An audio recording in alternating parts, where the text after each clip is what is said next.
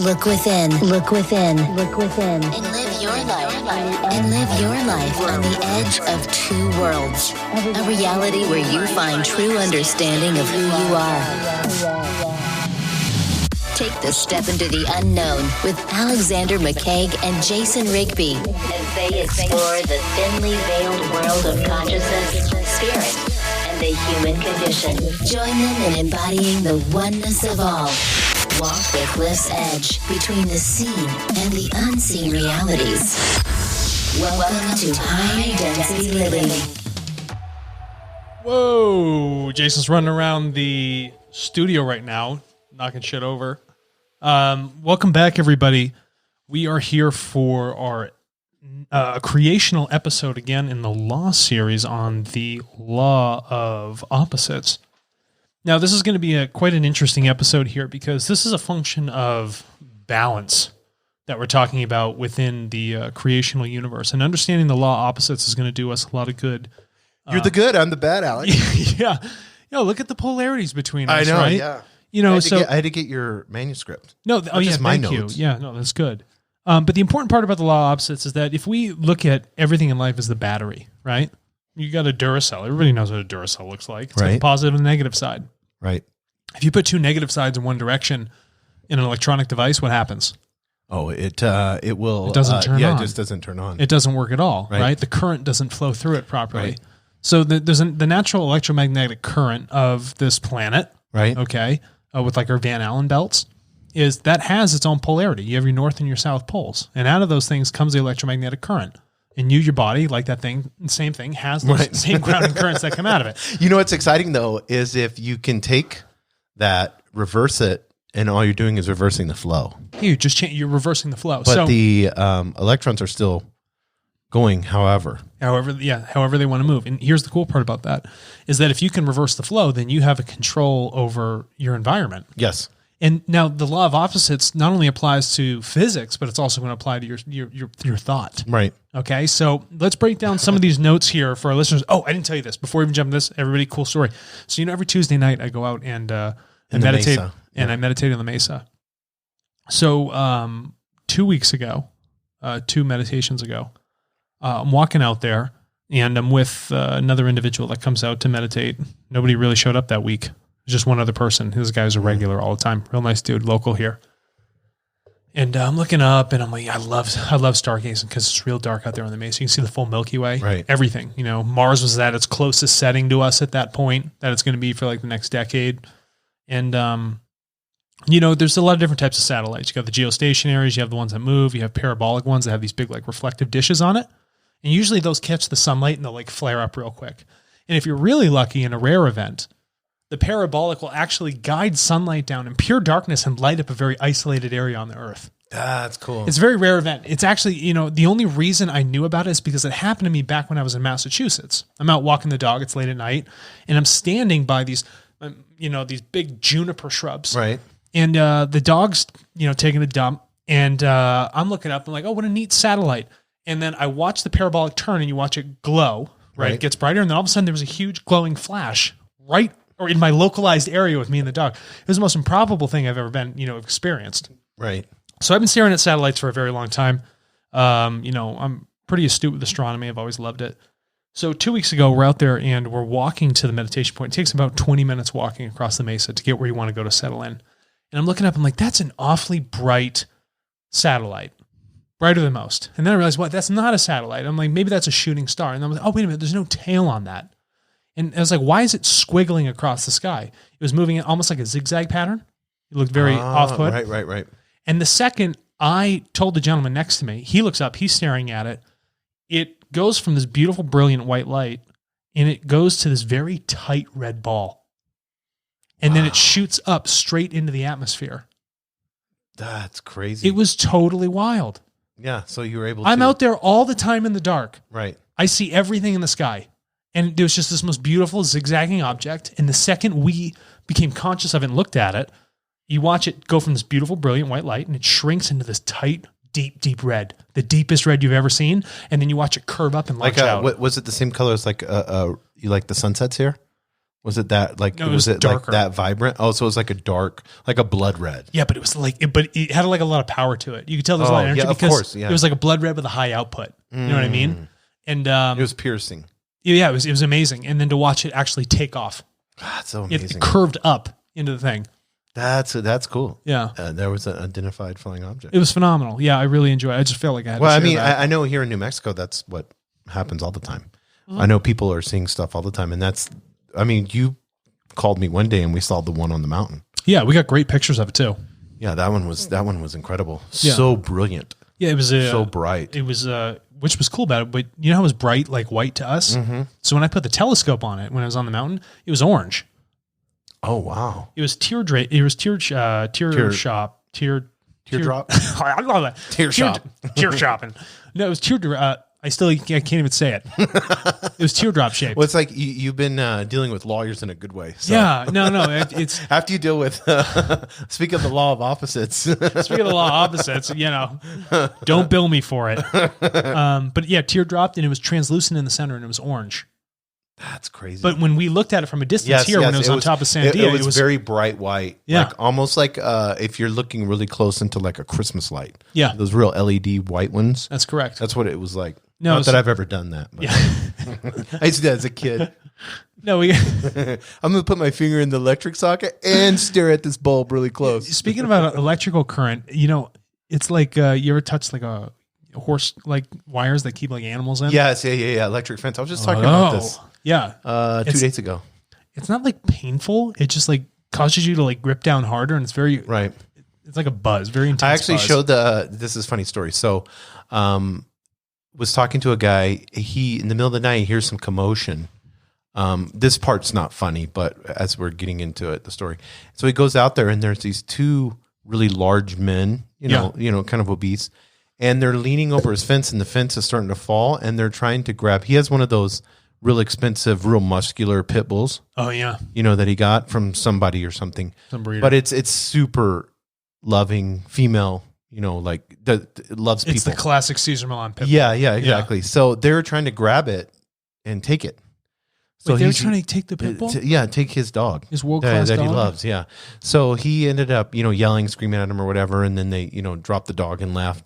But I was telling him, I was like, well, at the top of the fence, they have the little plastic things you can buy and you plug it in, it's an inverter, and you can make an electric fence up there. That's crazy. Yeah. So I was like showing him on Amazon. Yeah. You can buy this and you can buy this. And then and then he set a camera up and I'm like, this is perfect. You can. Well, there you go. He's all now set. you can zap him. Yeah. Just give him a little buzz. Yeah. Because they're stealing. Listen, if it keeps horses away, right. Horses are like 2, 3 times, 4 times the weight of a human being. They are imposing on his free will. Yeah. So. Come on. Just let the guy have his property and his dog. Yeah, exactly. Go get yourself a dog. Yeah, exactly. Go adopt one. Yeah. Don't steal them. Adopt one. So let's get into, before I get into the practical stuff, because I have a lot of practical stuff, I want us to get into understanding the law of opposites. Yeah, go ahead. Let's read us through it. And this is your writings. An opposite pole is placed to the striving freely based on the creational law teaching. Mm-hmm. That there must always be 2 poles, a plus and a minus, a pro and a contra, a negative and a positive. Okay, so let's break that down. So what we're saying here is that if in a creational law, we cannot actually evolve if there's nothing opposing us in our thoughts. Okay, so if there's nothing that we can actually challenge our current way of thinking with, we can't integrate past it. So if there's a lack of balance between an opposing force, then we have no way to learn. If it lacks balance, if you're just, constantly just like only the positives flowing out, well, then you can never truly advance from that point because there's nothing that checks it in place and asks for that positive charge to become even stronger. I love that. It becomes it finds a level of stagnation, right? So evolution has to happen with polarity. There has to be an opposite. There has to be a contra to that initial point. And even if you're, say, a really, negative person, right? Okay, you're going to get inundated with a lot of very positive things. Yeah, it has to balance it out in some sort of function, right? And so you can make a choice. So do I want to integrate the positive, reverse my poles? Remember how we talked about reversing polarity? Or do I want to say, heck no, I'm going to be more negative, right? And I'm going to take that and I'm going to learn to be more negative. So if I understand how people act very positively, I can use that to my advantage. Yeah, it's self. Yeah, it's very self. Yeah, instead of self-others. Yeah. Or self-loving. Yeah, that's correct. It's self. So when that has to balance out. Mm-hmm. You can't be all about the self. Now consider that. What did you just say? You said self. Right.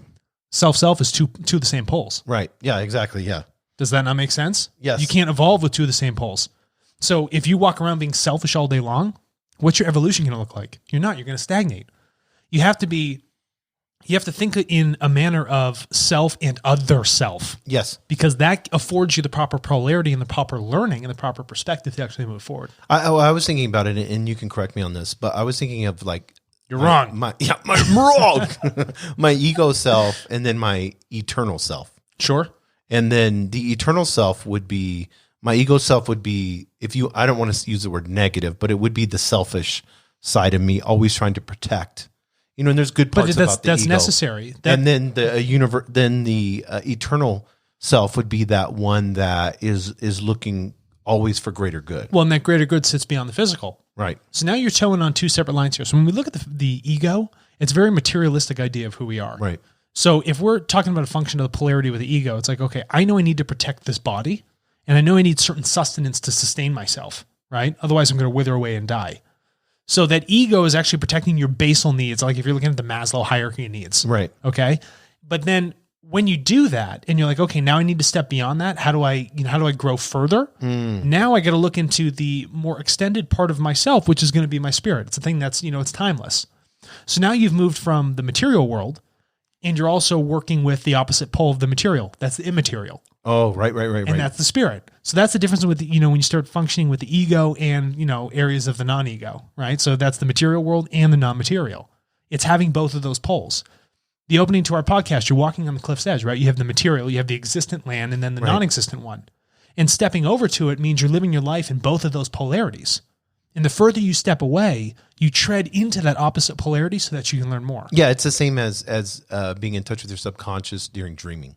Yeah, most definitely. You're balancing those two in that moment. Yeah, and if you can learn, that's a very good point. And we talked about this in our earlier dreaming episode, is that when your subconscious begins to develop with dreaming, right? It's a lot like an affirmation. The more you recall that dream, the more you have a deeper connection with that opposite polarity, that immaterial polarity that's happening in your subconscious, right? Apart from your physical state. And so when you find that balance there, then you get even more learning, because now I'm listening to the subconscious. I'm listening to what it had been telling me. So now I get more experience from the opposite pole in an immaterial state. So it's like the negative, not in a bad way, but it's the opposite polarity, immaterial. So it's almost like you have two states of the poles. But I think what a lot of people aren't realizing is like, okay, I want to go the eternal aspect of things. So I'm going to deny everything that's earthly, everything that's ego driven, and I'm going to go hide in a cave and I'm just going to meditate. It's I don't want to say bipolar, but you're almost like it's unipolar. Yeah, it's you're not balanced. You have to be balanced. That's how you can't have no ego. No, this experience only. The ego's a good thing. Did you see that video of the runner with the cougar this week? Oh yeah. Yeah, and then the cougar kept trying to attack him. Well, he didn't realize that you actually have to step to the cougar. Right. And this is a weird comment. Then it had babies. He was like, am I correct about this? And I've been saying this, and I don't know why it's stuck in my head. If I'm trying to get rid of a cougar, right, or a mountain lion, I'm supposed to actually shove my fist down its mouth. Yeah, right. I know that sounds insane, but I'm pretty sure that's the way you do it. Yeah, no, I've heard that. You step towards it, and when it actually opens up to growl, and it freaks the thing out, and it's gone. Right, yeah, it's gone. It won't bite down on your arm. No, he kept because you never want to look like prey. So interesting point. I'm glad you brought that up. Last night when I was meditating, another person had showed up to the group, but they brought a dog this time. It's late at night and we're out on the mesa. And at the end of the meditation, the dog comes over to me. And the gentleman's like, I've never seen my dog ever leave my side. It was a really interesting concept. The guy is sitting there meditating, and the dog sits there and meditates like in his lap with him. Oh, that's so cool. Never barks, never makes a sound, just knows what it has to do. Right. Oh, meditation time, I sit here. Right. And so the dog comes over to me, and then the animals have a scent, more so than us. And coyotes are hungry. And so the dog starts growling while I'm looking up at the stars at the end of the meditation. And when I looked to my right, I had 6 bounding over, like almost like that Australian meme online, bounding over the dogs, Right. So there's 6 coyotes 10 feet away. Holy smokes. Yeah, and so if I sat there timid, they would have come closer to try and get this dog. But I actually got up, made a lot of noise, clapping, screaming at them, and it scared them off. But that's what you have to do. You have to stand to it. Right, yes. So you have to be the opposite polarity. Right. So if I double down on the quiet submissiveness or slow sneaking, right? If I stick with that energy, they'll just come right over. But if you hammer them with the opposite polarity, then the coyote learn that, oh, I don't need to be, this is the wrong environment for me.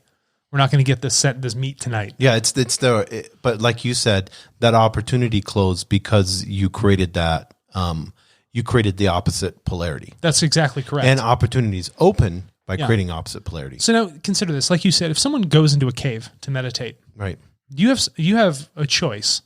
So through the law of free will, law of interaction, and the law of cause and effect, you have a choice to do something or nothing in your life, action or inaction.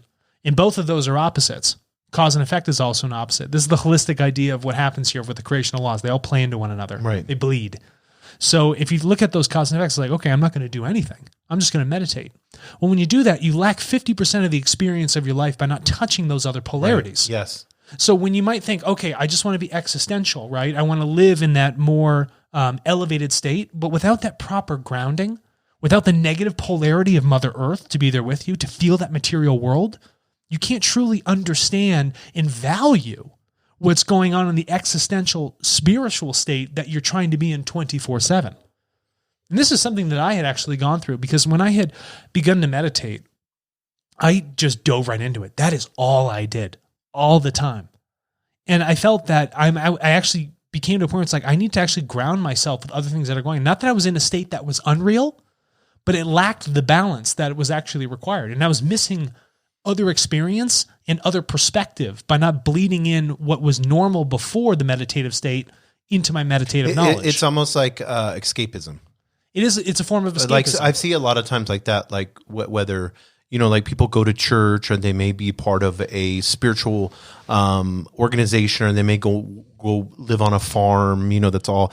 And then you've created these little bubbles that you're in, and you're never, and so or whether you're, extremely privileged and you live in a gated community and you only talk to people that are, the same as you. Yeah. There's a lot of that. So you're living this one polarity. Well, think about the gate. What does a gate do? Yeah, it keeps people out. Yeah, it's two pressures, yes. right? Right. So you have a social pressure on the inside and one on the outside, and you're creating a boundary line. The boundary line is where those polarities sit.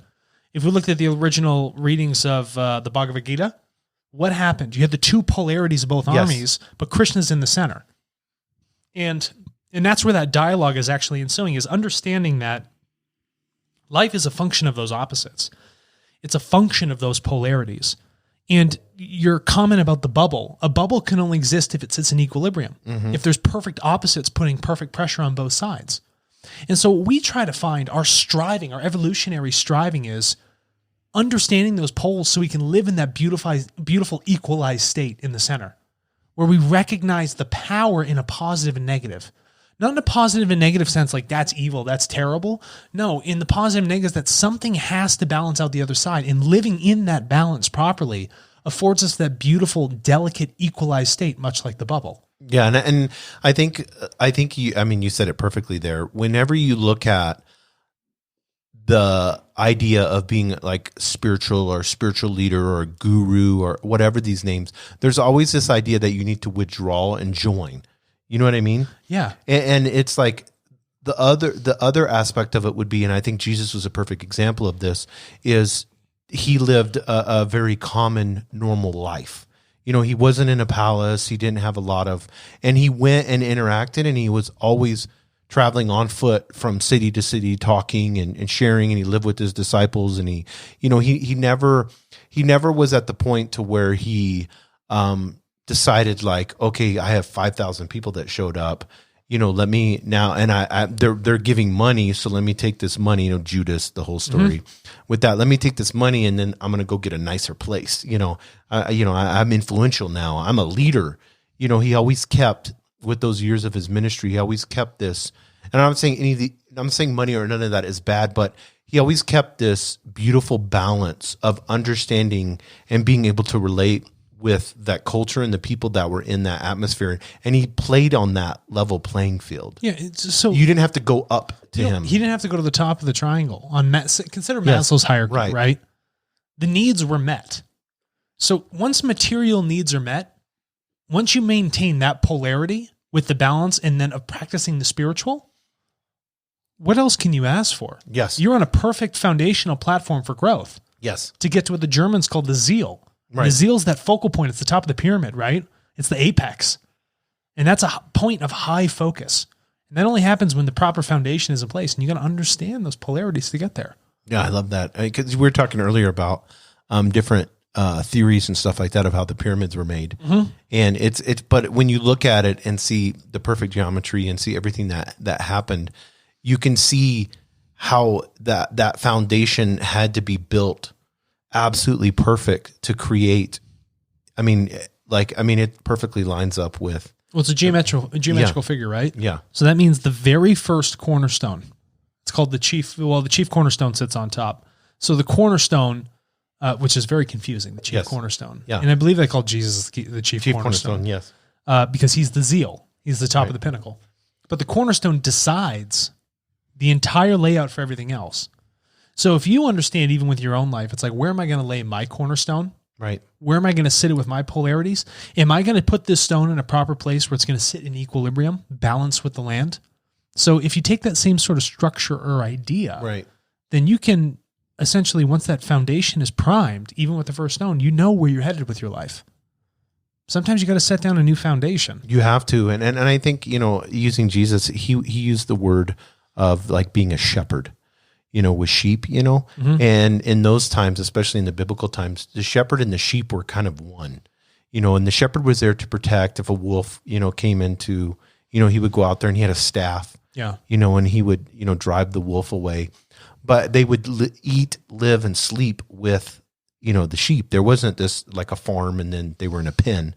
They were open, and it was a part of leadership. And it's that model, I think, as you begin to grow, as you begin to understand this, as you develop leadership, there still has to be that and there was an old book I read a long time ago, and it smelled like sheep, but it was a leadership book, like a Christian leadership mm-hmm. book. And I love that. There should always be a smell of the world on us. So that's a really, what I mean? That's a nice point. I like that. Yeah. But I'm just saying there should always be, because people that are listening to this podcast or watching, are watching. I mostly listen to stuff. But I want to make sure I understand. I want people to understand this, what I'm saying. There has to have this humility that has to be about understanding polarities. Yeah. Like you have to understand if somebody's living in, like you said, in a very negative person and living in that polarity, and we're having this right now with everything going on, especially here in the United States, elections and all that, this negative person is just living in that polarity. I don't need to judge them. I don't need to distance myself from them, because that's the thing too. Only be around positive people. And the last five people that you were, you're only successful as the five people. You know what I mean? Yeah, keep going. No, you're on it. Keep going. No, but I'm just saying, you need those type of people in your life. I'm opposite of you. Yeah, you are. I'm a totally different person than you are. Yeah. I do totally different things than you do. Yes, you do. But we have an amazing friendship based off, and I would probably say we're opposite polarities, probably. We definitely are. Yeah. But and I have honestly a much more feminine vibe to me than you.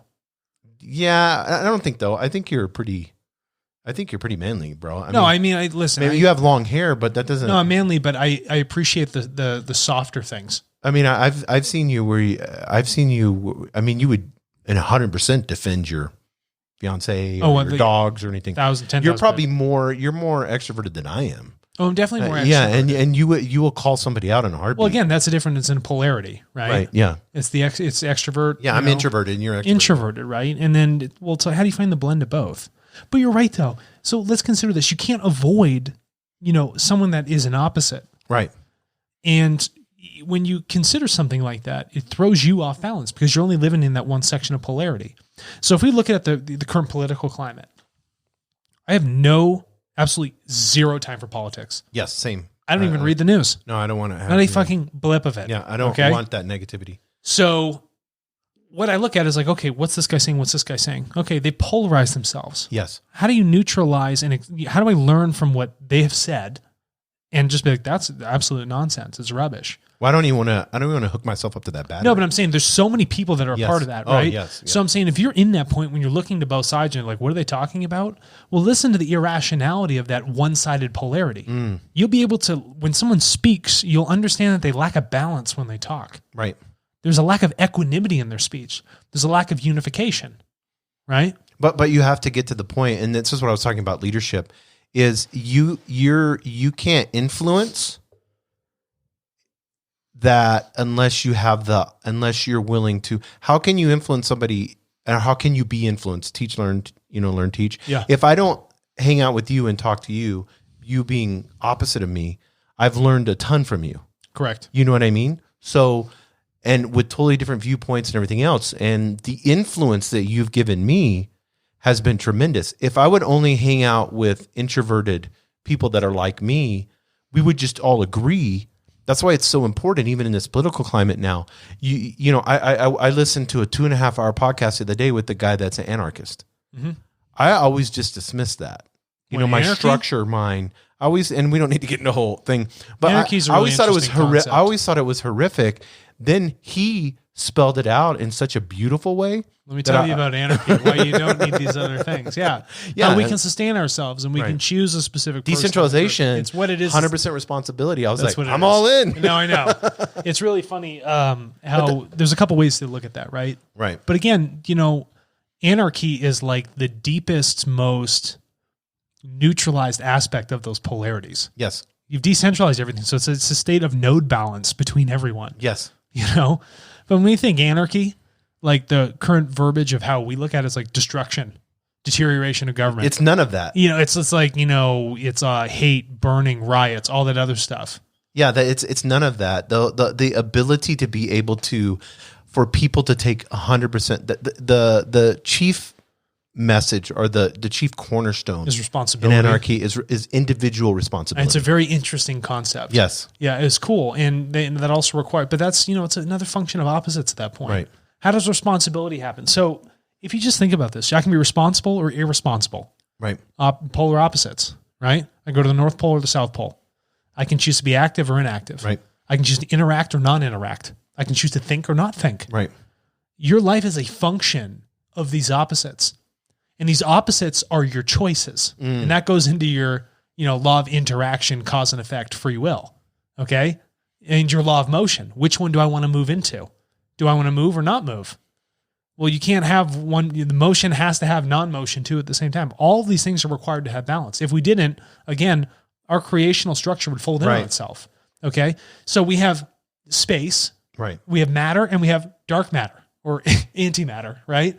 Something has to balance the other thing out. It's always there.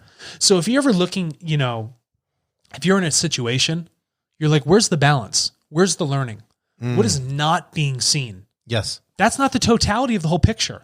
What you're currently witnessing is not everything. No. Think about the balance. Think about the thing that is actually accruing towards the development of what you're currently experiencing. Yeah, you have that. What you experienced the other night when you saw that, if you want to call it a UFO or whatever. Of course it's a UFO. UFO, Flying object. Yeah. Everybody always, that has that word is so. They're like triggered. Yeah, it's triggered with that word. But that you have no idea what was behind that. I don't have a clue. Yeah, you don't know if it was a spacecraft and there was aliens in it and what type of aliens and what type of technology are they using? What was their engine? Tell you what, it was better than our technology. Oh, yeah, 100%. I watched a rocket take off, go to Florida. I tell you what, nothing takes off that quick. No, we have. I want to, there was a scripture in the Bible and it talks about the law of polarity. And I want you to talk to this because I think it's really. Bring it up. But it says nothing operates except by the one swallowing up the other. Mm-hmm. The one using the other as a means of manifestation. Remember how I said, so swallowing up. Right. That swallowing is the integration. Yes. So Jonah in the belly of the whale. Right. I don't know why I just dove to that, but it felt right.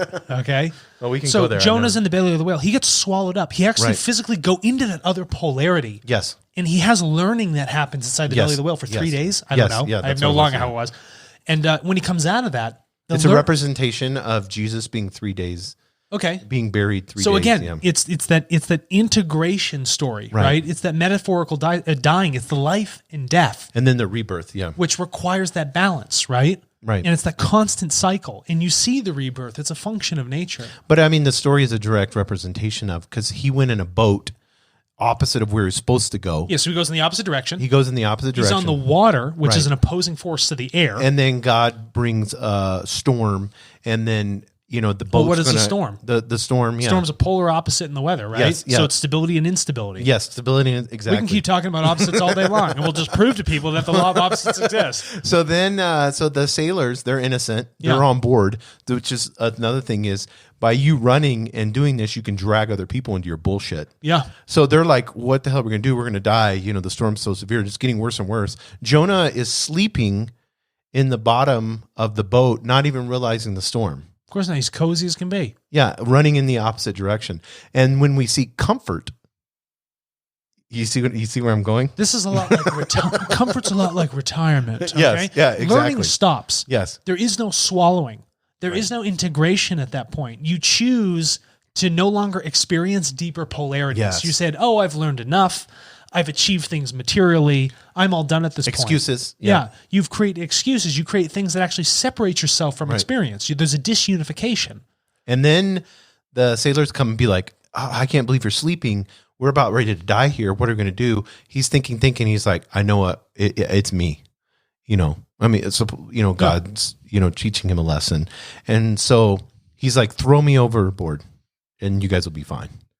So, he's just like, throw me overboard. More into the breach, dear friends. Yeah, exactly. Yeah. I'll give up my life. I know God is angry at me.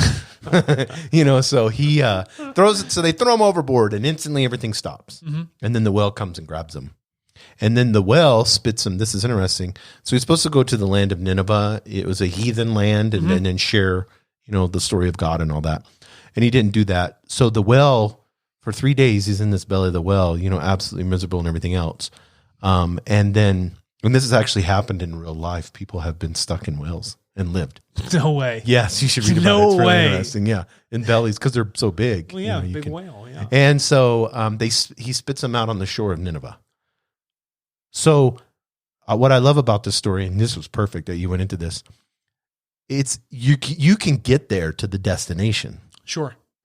How you get there is depending, and all these other laws can play. And the speed at which you get there, right? Yeah. And that destination is your evolution. Yes. You may be going the opposite way in your own free will, peak. But the law of polarity, yeah, it's going to bring you to your purpose and mission in life. That's correct. It may not be this life. It may even be the next one. But you're on a trajectory, a path. That is a very definitive a creational path. It's a creational path of learning. It's the striving. It's the law of striving, the law of evolution. Yes. We're all on that path. We all have an end destination. And you can fight it all you want. Go ahead. And you can be in tons of bellies of whales or in the bottom of boats. Delay the infinite process that we're in.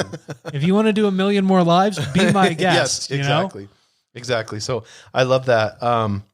So light, dark, hot, cold, sweet, bitter, hard, sweet, soft, bitter. Yes, no, positive, negative, electricity. We talked about that. Proton, electron. Yep. Of the atom. Well, the atom couldn't function. Think about that at the base level. All of our matter sits in that state of balance. Things moving in and out of the atom, right? You have free electrons flying out, things grabbing onto this left and right. They have to sit in balance. Right. Okay? If you think about quantum mechanics, if you look at the spin, okay, quantum spin, it's positive or negative, which denotes a left or a right. If you look at a hurricane, it's going to spin in a certain direction depending on where it is in the hemisphere. The Earth, even its weather patterns are balanced. Yes, exactly. Our seasons are opposites. If I'm in Australia during the summer, it's Christmas time over here. Yeah, exactly. Yep. Everything around you screams at these opposites. You live with them all the time. Well, it's the true reality, but you're living in a different matrix. Yeah. Because and you open up to that new game level whenever that new map shows up. Whenever you begin to start seeing these laws, like you just said, in place. One of the things I want to get into is going against the norm, because I think just so I'm like full-time contrarian.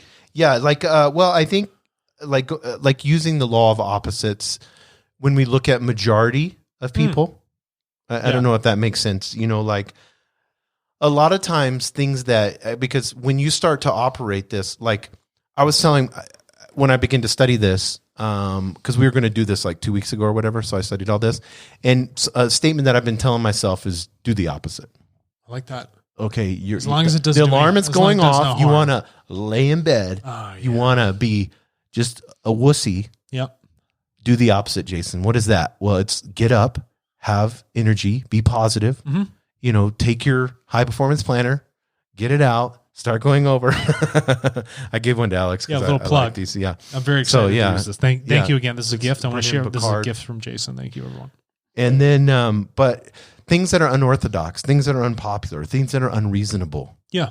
In the world, I do unreasonable stuff all the time. I know, but that's good. But people need to understand. But there's a lens to my unreasonable.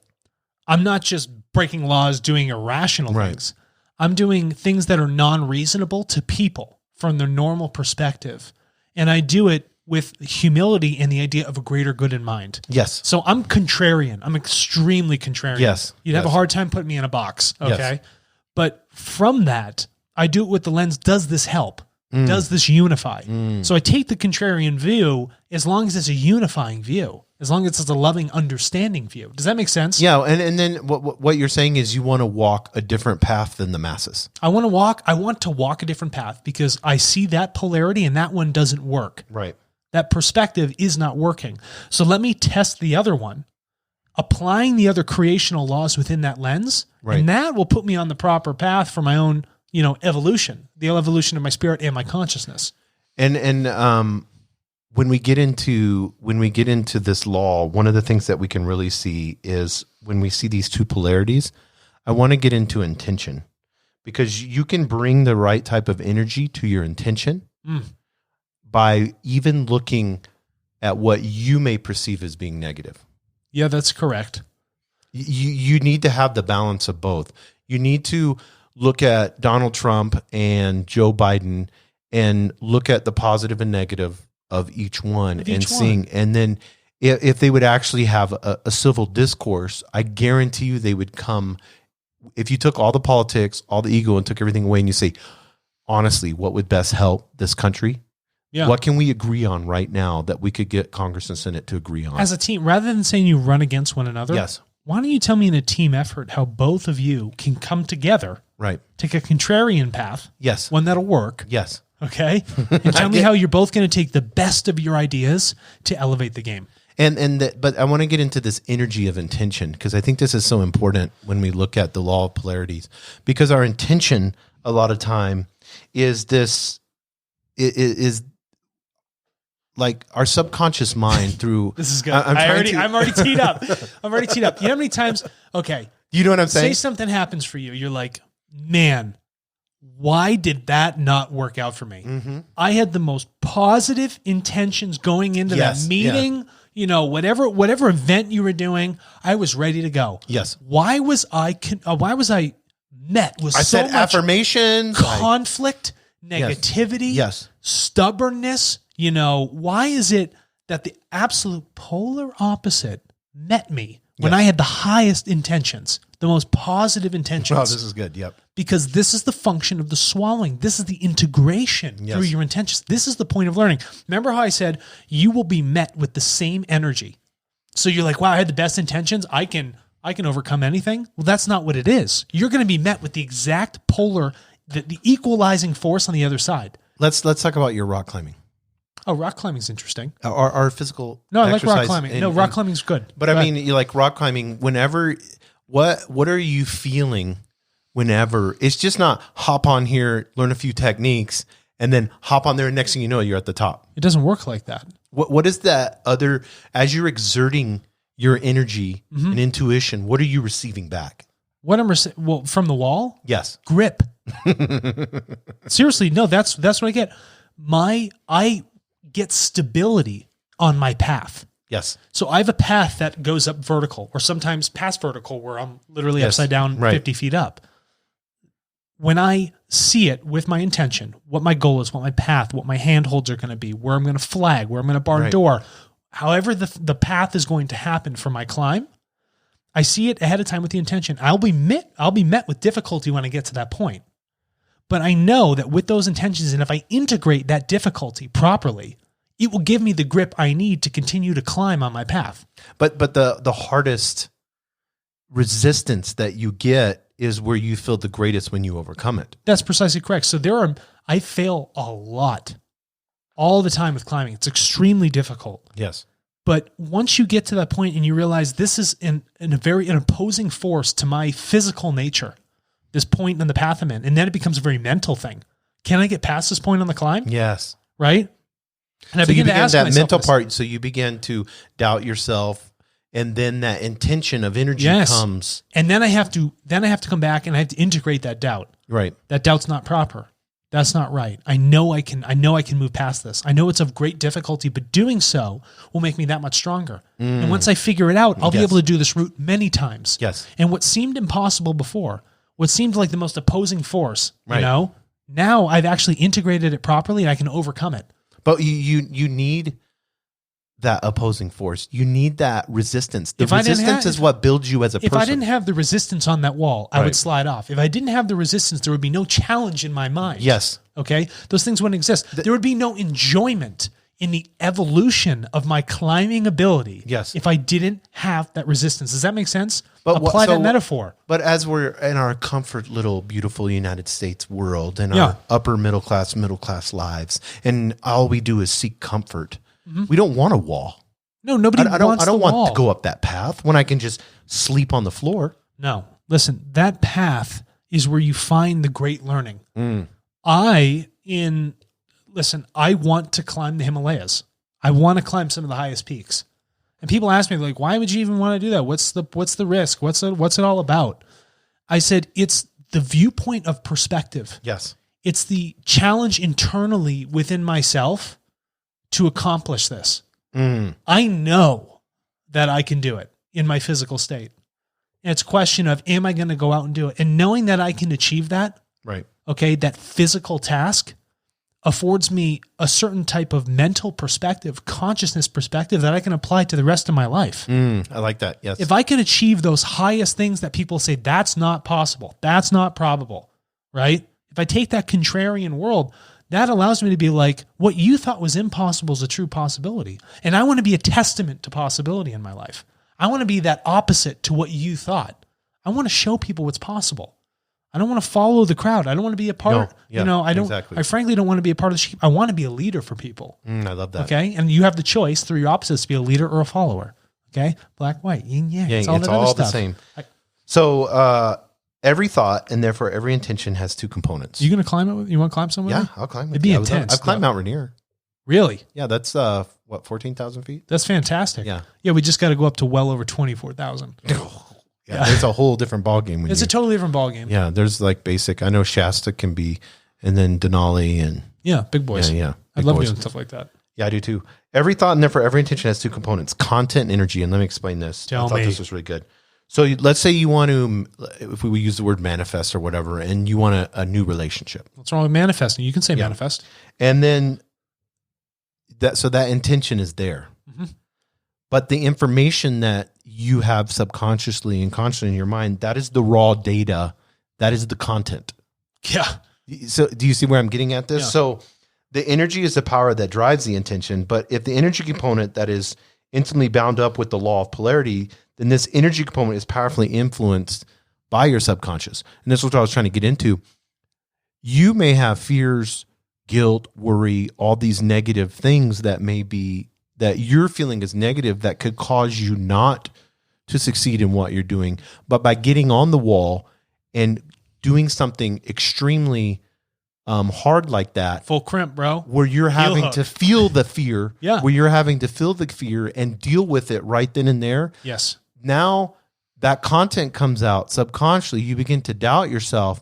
Then you overcome that, and guess what you've done? Through the law of polarity, you've created success. That's the definition of success. No, and that's what it is, right? Those are the achievements. Yes. Those are the benchmarks of your life. Yes. Okay? And our rock wall is just our metaphor for everything we do day in and day out. And people are like, oh, I have all these negative thoughts. Do you think I don't have a negative thought? Right. You know, in the meditation groups, tons of people come up to me and they just, not in a bad way. They just unload. Yes. And like this is the negativity they're going through. I was like, listen, what you're telling me are the greatest learning points of your life. Mm-hmm. This is great difficulty for you because these are lessons that need to be learned. This is the opposite polarity that needs to be dealt with. And as long as and this is what I want people to understand, abundance is inseparable from financial lack. Love is inseparable from being alone. Success is inseparable from failure. But as long as you recognize what polarity you're in, then you can say, okay, I want to be, I know what polarity I'm in right now. Mm-hmm. Maybe I'm in this negative polarity of financial lack. So what do I need to do? Well, how can I get my intention right, my content, that raw data that's coming in to have abundance? Yeah. But I've recognized where I'm at now. I'm not making excuses for it. And there's going to be a wall that I got to climb to get there. And I know I'm going to have a lot of resistance because I've lived my life in a lack of, I have a scarcity mindset, whatever it may be. So I have a lot to get to the wall, to the top. I have a lot of work to do. Yeah. It's the same as if you want to do 20 pull-ups and you may only be able to do one. You can get there. Yeah. Everyone can. Everyone can. Think about Jack Ma, the guy who did Alibaba. Yes. Yeah. I love him. You know how the famous talk he gave? Yeah. He said, I was denied thousands of times. No. Bad idea. He was met with massive resistance. Oh, massive. But what happened? He integrated all of those no's, all of that resistance, and he refined himself. And now he's this superpower of retail. Yes. He's the Amazon in China. He's the Amazon of China. And bigger all over the world. And, I don't feel a lot of ego coming from him when I listen to him. No, I don't either. He always talks he always talks like in a positive way of hard work. It's very empowering, keeping for your responsibility, mind. Yeah, right? Self-awareness. Yeah, no, it's quite interesting. I really can appreciate that, but that is a deep understanding of those polarities and using it to your advantage, as you should. Yeah. But that only happens when you begin to recognize it, Jason. And I want to be really practical, and this was something, what do you want to manifest? Now sit down and write the polar opposites. Yeah. Write down the things. Understand that both are what's equal. going to prevent you from getting to that manifestation. Yeah, because that's the there's a positive polarity and negative polarity, and you have to deal with both.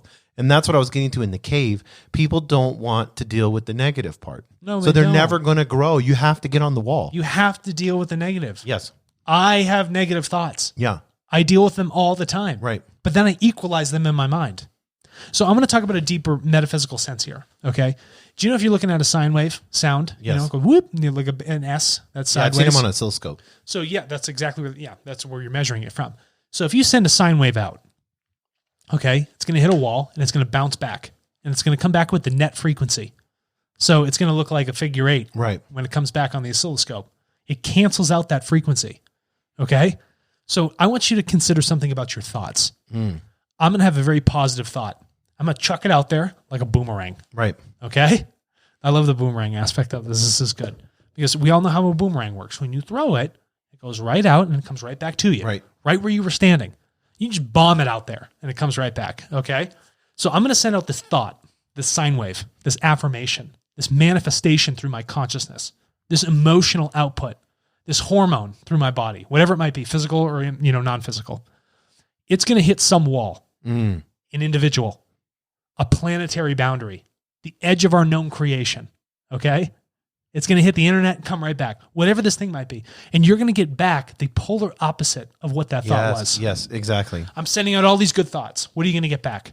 Well, you're going to get the balancing nastiness back. You're going to get the trolls on YouTube. So this is why people give up on affirmations. People give up on affirmations because why is the negativity coming back? I've been saying this every morning. Because you're pushing so much positivity. Right. You need that balancing factor. The boomerang's going to come back at you. And when you throw that out, your positive thoughts, they're collecting other things that move into that frequency. But it's more than that, Alex. It's Jason? Tell me. It's more than that. Because the negative is needed. Because what if you were just able? How would you feel if you were just able to easily climb up the wall and there was no resistance? I wouldn't and do you just it. Go up to, and then every day you could just walk over there to the rock climbing gym and just go. Bloop. No, it'd be lame. But then, yeah, I wouldn't do it. There's no challenge. There's no striving. The resistance is the. People need to understand the pain, the resistance, the negative parts of things. That's where the joy comes from. Yes, suffering is a good thing. Yeah. And Buddhism talks about that. Yeah, and it's not, in Buddhism, they're like, okay, suffering is a function of life, and you suffer until you die. Well, the suffering is is truly at its core just a function of striving. Right. But your suffering is a mindset. Yes. Suffering is the idea that this is negative. This is trying to deteriorate me faster. Yes. Rather, it's like, I'm only suffering, but no, I'm going through a challenge. Yes. I'm suffering the challenge, but I'm positive. I'm joyous while I'm going through this. Because I'm saying these affirmations. I'm believing in this. I'm doing these things. All this negativity hits me. And then next thing you know, it's like, well, we were talking about this earlier with me, and I won't get into it in super detail, but something personal, but like I'm getting tons of negative energy back. Yes, you are. So but you're trying to be extra positive right now. Yes. But the thing is, you're recognizing the polarity. So I have to recognize the polarity, and then how can I work within that polarity to understand it more, to become more self-aware, to see, how maybe I need to balance, Correct. So, but that's that. But once you recognize it, then you can see it. Now you've shown a light on it.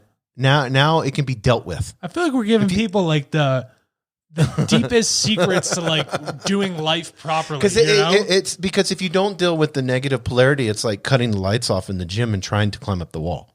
That's a mess. Yes. There's a thing they do. They say, listen, if you really want to try it for the full experience, climb with your eyes closed. Yeah. You can grab any route you want, but understand what that's going to feel like in terms of your journey with the eyes closed. So this is gonna be really exciting. Are you ready?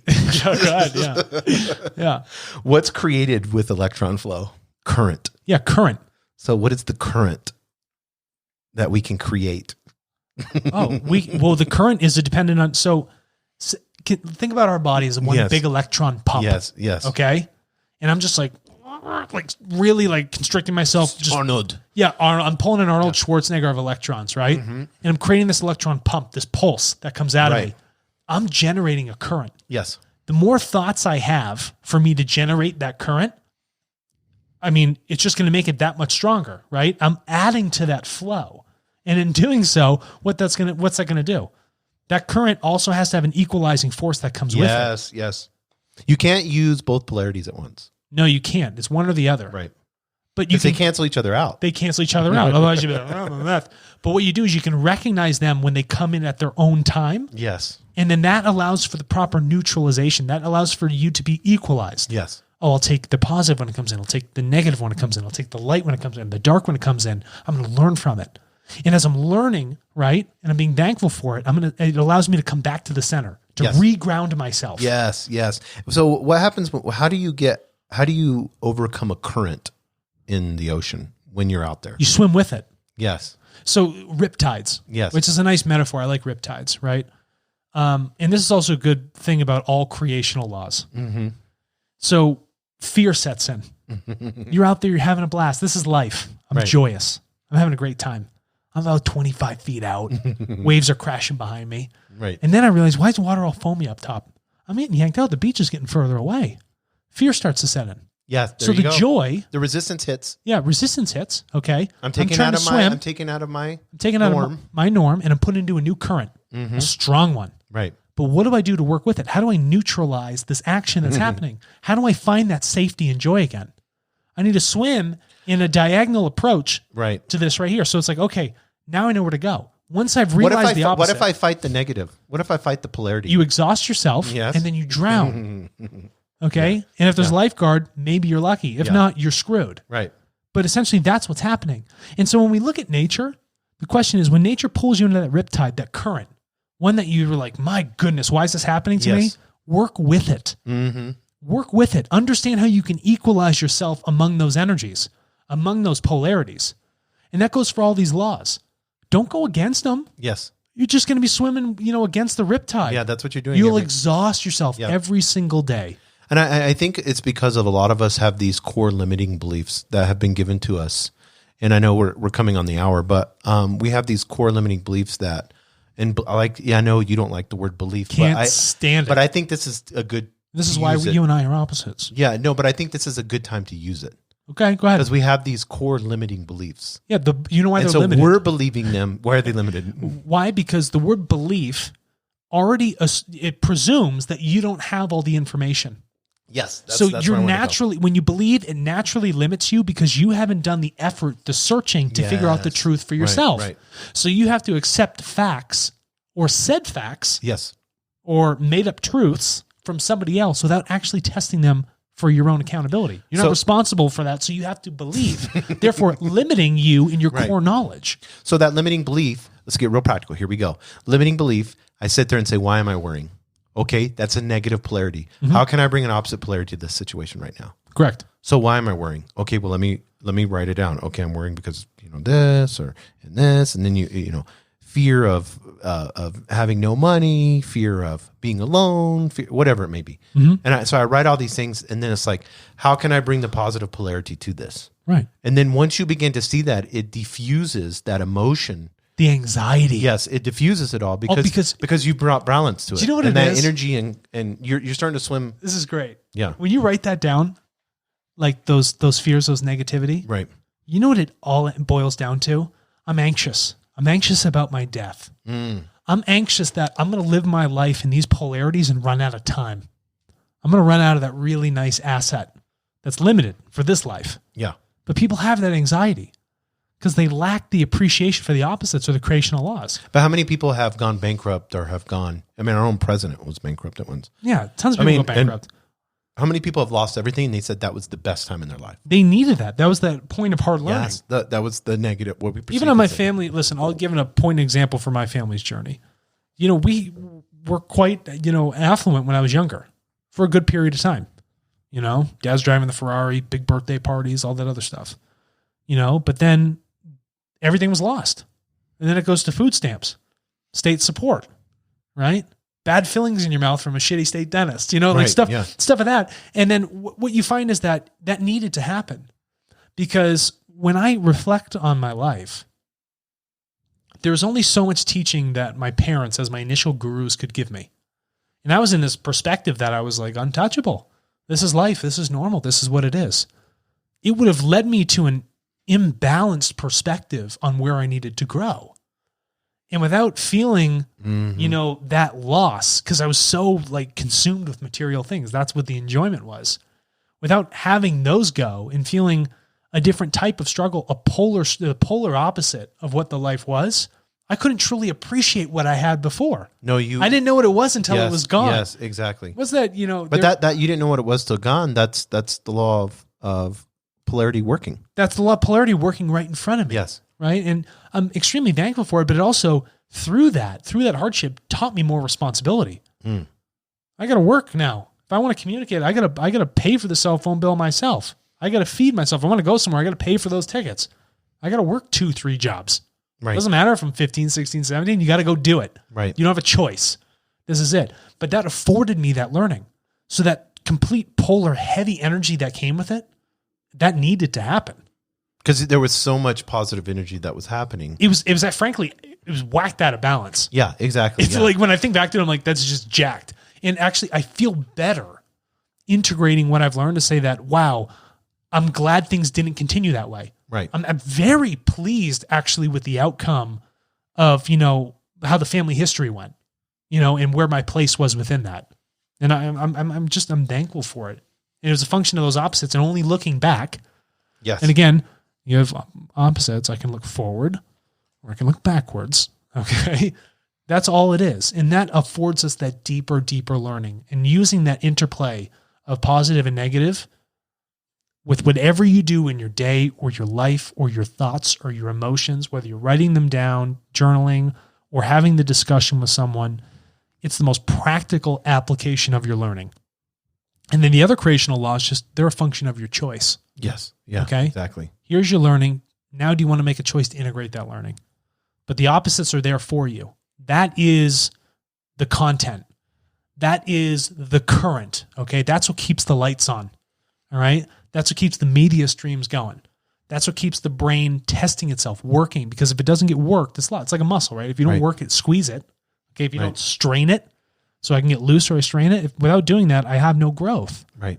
These things are right in front of us. So use that practical application to everything we do in life, and you'll see great gains, phenomenal gains, material and immaterial, spiritual, emotional, consciousness, subconscious, you name it, they're all there. But I want people to realize, we'll be done, but we have this battery pack. We can have these polarities. We can do all this, but we have an unlimited battery pack we can tap into. Yeah. That perfectly aligns with us. Right. You have the deep, infinite, primal power that runs throughout creation. Yes. Okay. All that, I don't care if you call it 0 point, dark energy, whatever it is, it's there. Yes. It's the thing that animates all of us. It's that beautiful celestial song that rings through us like a sine wave. Okay. That energizes and makes our cells pump, and it pushes the prana through our bodies. That's what you got to focus on and tap into it. Tap into the opposite. Because it's unlimited. Completely unlimited. And then it allows you to operate, if you want to use this word, supernaturally. And naturally supernatural. Yeah, just right? super-de-duper. And if you bring both opposites together, you unify. Yes. And when you unify, you make things one. So what does that mean? All is one. All is one. Thanks, everybody. Yep. Look within, and live your life on the edge of two worlds. A reality where you find true understanding of who you are. The learning is done. Become the teacher in embodying the oneness of all. Walk the cliff's edge between the seen and the unseen realities. Become a higher density being. Please go to www.higherdensityliving.com.